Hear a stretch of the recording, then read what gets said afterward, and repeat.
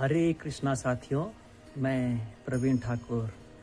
आज जो मैं आपको सुनाने जा रहा हूँ ये वृंदावन की एक सच्ची घटना है।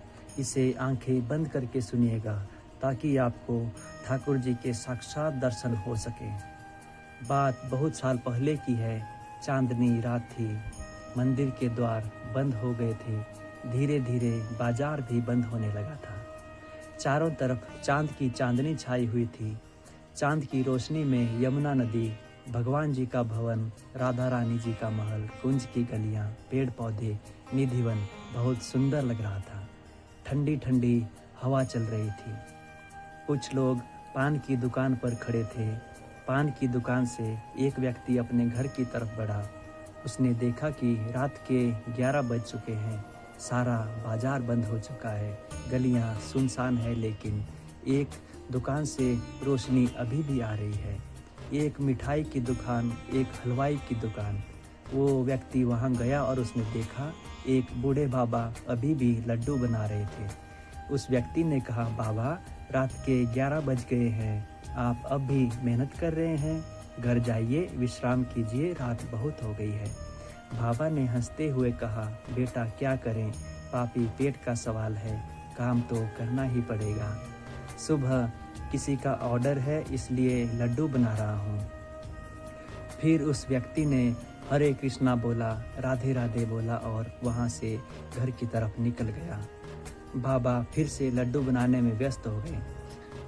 लड्डू बना रहे थे, अचानक उन्हें ध्यान आया कि लड्डू बनाने में इतना व्यस्त हो गया, काम का इतना बोझ हो गया कि रोज मंदिर बंद होने से पहले ठाकुर जी के दर्शन करने जाता था, आज तो मैं वहाँ गया ही नहीं। बाबा ने आंखें बंद की, मन में ही ठाकुर जी को याद किया और ठाकुर जी के दर्शन किए। बिहारी जी को देखने लगे, मन में ही बिहारी जी से क्षमा मांगी। बिहारी जी आज नहीं आ पाया आपके पास। कुछ देर के बाद जैसे ही बाबा ने आंखें खोली तो अपने सामने लगभग 10 साल का एक सुंदर बच्चा खड़ा पाया। अद्भुत तेज है उसके चेहरे पर, सांवला सा बच्चा है, खूबसूरत बच्चा, अलग ही आभा है। बाबा देखकर स्तब्ध रह गए कि इतनी रात को यह बच्चा कहाँ से आया। तो बच्चा बोला, बाबा बहुत भूख लगी है, लड्डू खाने का मन कर रहा है, लड्डू दे दो। बाबा देखते रहे उसे और बच्चे ने कहा, बाबा मेरे पास पैसे नहीं है, आप मेरा ये कंगन ले लो, पर मुझे लड्डू दे दो। बाबा ने देखा बच्चा कंगन ले रहा है और लड्डू मांग रहा है, तो बाबा ने कहा, बेटा कोई बात नहीं, तुझे लड्डू खाना है तो लड्डू ले ले, मुझे कंगन की कोई आवश्यकता नहीं है, मुझे कंगन नहीं चाहिए। और बेटा तुझे कुछ और भी मेरी दुकान से खाना है तो उसको भी ले लो बेटा। पर बच्चे ने कहा, नहीं बाबा, अगर आप कंगन लोगे तो ही मैं लड्डू खाऊंगा, अगर आप कंगन नहीं लोगे तो मैं लड्डू नहीं खाऊंगा, फिर मैं भूखा ही चला जाऊंगा, मुझे बहुत जोर की भूख लगी है। तो बाबा ने मन रखने के लिए कंगन ले लिया। बाबा ने सोचा कि जब बच्चा लड्डू खा लेगा तो मैं कंगन उसे वापस दे दूंगा। बच्चे ने कंगन दिया, बाबा ने दोनों हाथ से लड्डू दिए। बाबा इधर कंगन लेकर उसे रखने लगे और जैसे ही बाहर देखा जहाँ बच्चा खड़ा था, बच्चा वहाँ नहीं था। बाबा को लगा कि बच्चा लड्डू लेकर भाग गया, भूखा था इसलिए चला गया होगा।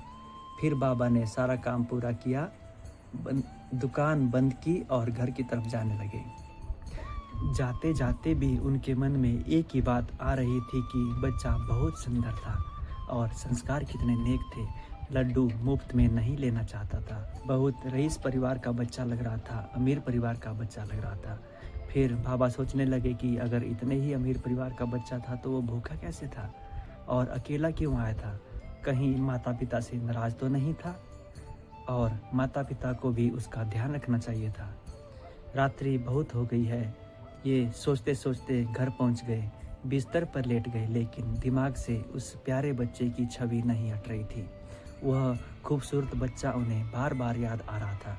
मन कर रहा था कि उस बच्चे को दोबारा से देखूं। तो बाबा ने सोचा कि ठीक है, जब बच्चा घर पहुंचेगा तो हाथ में कंगन नहीं मिलेगा, क्योंकि कंगन सोने का है तो माता पिता पूछेंगे कि कंगन कहाँ है। फिर वो बच्चा अपने माता पिता को बताएगा कि भूख लगी थी तो कंगन ऐसे ऐसे हलवाई को दे आया हूँ। तो अगले कल माता पिता उस बच्चे के साथ मेरी दुकान पर आएंगे और अपना कंगन लेके जाएंगे तो मैं उस बच्चे को फिर से देख पाऊँगा। कल्पनाओं के इस सागर में आके बाबा सो गए। सुबह उठे, दिनचर्या शुरू की। उठते ही दिमाग में फिर वही बच्चा चल रहा था। तो जल्दी जल्दी दुकान चले गए। सोचा कि क्या पता वो बच्चा अपने माता पिता के साथ दुकान पर आया हो तो उसको कंगन लौटा दूंगा, इसी बहाने उसे देख लूँगा। दुकान पर पहुँचे, दुकान खोली, अपना पूजा पाठ किया, अपना सारा काम किया। दुकान पर बैठे सोचे जा रहे थे कौन था वह प्यारा बच्चा, आया अभी तक क्यों नहीं। इतने में देखा कि मंदिर के भंडारी जो दुकान के सामने से घी लेकर मंदिर की तरफ जा रहे थे, घी का पात्र उनके हाथ में था। तो बाबा की आदत थी रोज की, भंडारी जी को आवाज़ दी, जय हो बांके बिहारी की, कैसे हो भंडारी जी। उनका कुशल क्षेम पूछा। भंडारी जी ने जवाब दिया, जय हो बांके बिहारी जी, ठीक हूँ बाबा। तो बाबा को लगा कि भंडारी जी कुछ उदास हैं। भंडारी जी को बोले, क्या हुआ भंडारी जी, आप कुछ उदास लग रहे हैं, ऐसा तो कभी नहीं देखा आपको। तो भंडारी जी बोले, क्या बताऊं आपको बाबा, ठाकुर जी का कंगन चोरी हो गया है। कल रात्रि मैंने अपनी आंखों से देखा था, उनके हाथों में दोनों कंगन थे। आज सुबह एक ही कंगन है। पता नहीं कौन चोरी करके चुरा ले गया ठाकुर जी का कंगन। पर ये बात इधर भंडारी जी कह रहे थे और इधर बाबा जी एकदम स्थिर हो गए। तो भंडारी जी ने देखा कि ये क्या हुआ। बाबा जी के चेहरे पर पसीना ही पसीना, होंठ कांप रहे हैं, बोलना चाह रहे हैं, कुछ बोल नहीं पा रहे हैं, शरीर भी कांप रहा है। बाबा को एहसास हो गया था कि वो ठाकुर जी से मिल चुके हैं।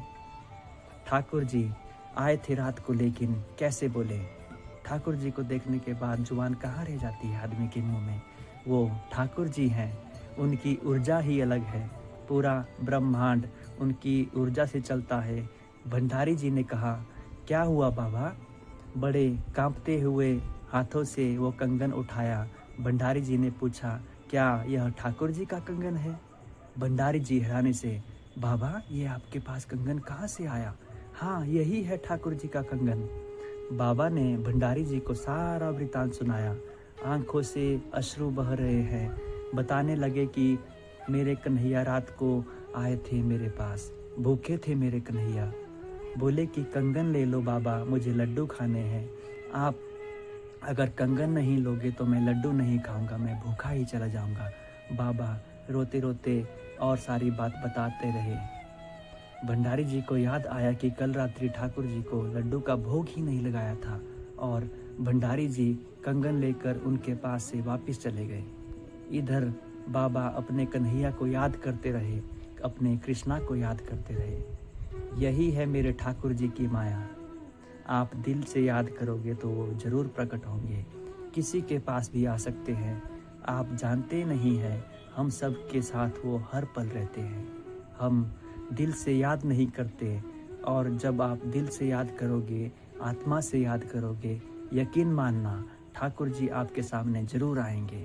बाबा को याद आया कि मंदिर नहीं गया तो मानसिक पूजा कर लेता हूँ, ठाकुर जी को देख लेता हूँ। तो आंखें बंद करके जैसे ही ठाकुर जी का ध्यान किया तो ठाकुर जी को सामने पाया। यही तो माया है उनकी। अगर दिल से याद करोगे, यकीन मानना ठाकुर जी को अपने सामने पाओगे। वो तो हम सब के साथ रहते हैं। उन्होंने श्रीमद् भगवत गीता में भी कहा है कि मैं हर जीव में साक्षी भाव में रहता हूँ, हर पल रहता हूँ। आप एक बार पुकार के देखो ठाकुर जी को, अपने आप आपको अनुभूति हो जाएगी कि श्री कृष्णा आपके साथ हैं, आपके प्रभु आपके साथ हैं। वो हमारे पिता हैं, हम उनकी संतान हैं। वो हमसे बेहद प्रेम करते हैं। समस्याओं में उलझे रहते हो, समस्याओं का हल तो श्री कृष्ण है। कृष्ण के साथ रहो, कृष्ण के पास रहो, समस्याएं रहेंगी ही नहीं। अपने विश्वास को मजबूत रखो, अपना ख्याल रखो। हरे कृष्णा हरे कृष्णा हरे कृष्णा।